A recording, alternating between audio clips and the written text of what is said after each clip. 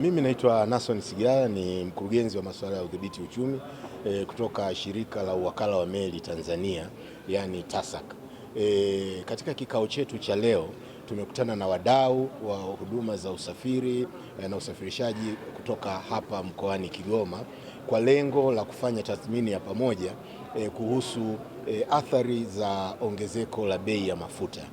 Tumepitia mwenendo wa bei ya mafuta kwa kipindi kirefu, namna ambavyo bei ya mafuta imekuwa ikibadilika hapa Kigoma, na pia tumeangalia utaratibu wa namna ambavyo watoa huduma wanapaswa kuzingatia katika kupata mabadiliko ya bei au nauli. Kwa hivyo tulichokifanya ni kutoa utaratibu kwao, kueleza utaratibu wa namna ambavyo bei inaweza kubadilika, utaratibu unaotakiwa kufuatwa ili kufanya mabadiliko ya bei. Lakini pia tumeonyesha tathmini yetu ya mwenendo na tumetoa mwelekeo wa namna ambavyo tunadhani mabadiliko ya bei yanaweza kufanyika. Na baada ya kuwa tumetoa mwelekeo, sasa ilikuwa tunapokea maoni kutoka kwa wadau waliokuja kushiriki pamoja na sisi hapa. Tumepokea maoni kutoka kwa wadau kadhaa ambao tulikuwa nao hapa, lakini pia tumetoa fursa ya wadau kuleta maoni yao kwa maandishi ili tuweze kuzingatia maoni hayo katika kutoa uamuzi kuhusu namna ambavyo marekebisho ya bei yanaweza kufanyika kwa lengo la kukabiliana na athari ambazo zinajitokeza kutokana na ongezeko la bei ya mafuta. Kwa hivyo hicho ndicho hasa ambacho kimetuleta katika mkoa wa Kigoma. Lakini pia niseme kwa sababu ongezeko hili lina sababu ambazo ni nje yetu. Ongezeko hili limetokea maeneo mbalimbali nchini.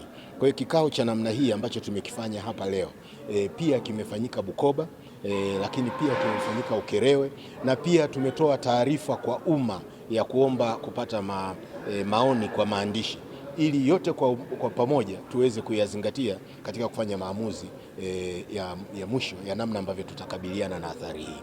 Hilo ndilo lilotuleta Kigoma leo. Leo tulikuwa hapa Ukerewe kukutana na wadau mbalimbali, wadau wa usafirishaji majini ama kwa njia ya maji. Tunafahamu wilaya ya Ukerewe ni moja ya wilaya ambayo ina visiwa vingi, kwa hiyo mahitaji ya usafiri majini ni makubwa. Sasa kufuatia changamoto ambayo nadhani umma mzima unafahamu, kwa sasa kumekuwa na changamoto kubwa ya upandaji wa bei za mafuta ulimwenguni na athari zake zimetawanyika karibia nchi zote nyingi ikiwemo Tanzania.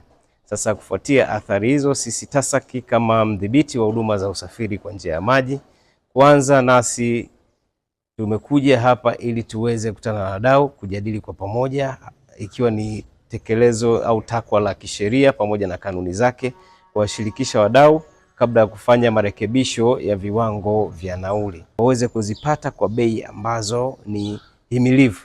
Kwa hiyo mdhibiti yeye yupo katikati kuhakikisha ana balance hizi pande zote mbili. Maoni ya wadau huwa ni muhimu na ni takwa la kisheria ili kufikia maamuzi ya mwisho, na maoni haya yanatumika pia katika kuchakata marekebisho haya ya nauli.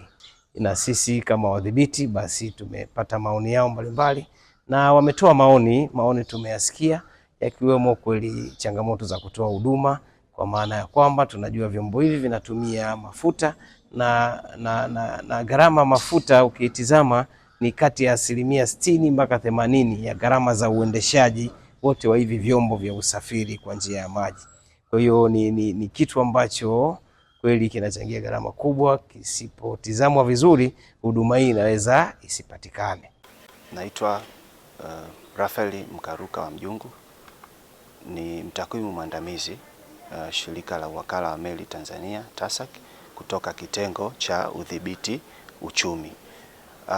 Leo tuko hapa Bukoba katika ukumbi huu wa ELCT kufanya kikao cha wadau. Mkutano huu wa wadau lengo lake ni kukusanya maoni kuhusu athari ya ongezeko la bei za mafuta kwenye usafiri wa abiria majini.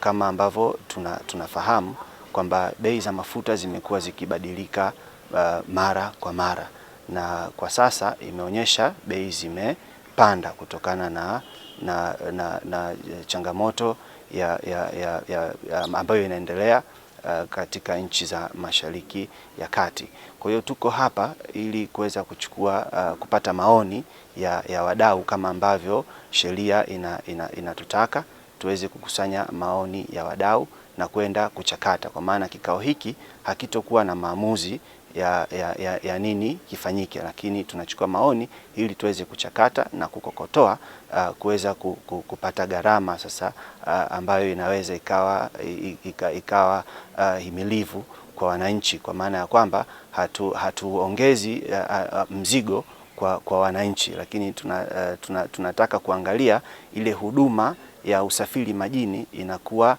endelevu. Kwa majina naitwa Novatus Kisusi, ni kaimu msimamizi wa kituo natokea Tashiko hapa Bukoba. Nimefurahi sana kushiriki katika mkutano huu wa wadau ambao umeandaliwa na TASAC.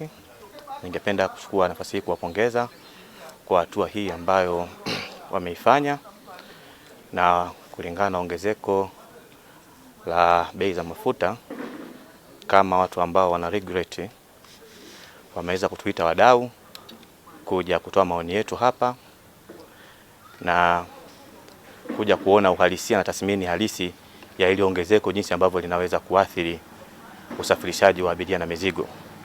Nasi kama wadau wa Tashiko ambao tunatoa huduma zetu hapa kutumia meli yetu ya MV Victoria na New Mwanza, kutokea Mwanza kuja hapa Bukoba, tunasafirisha abiria na mizigo, na sisi ni wadau halisi wa TASAC.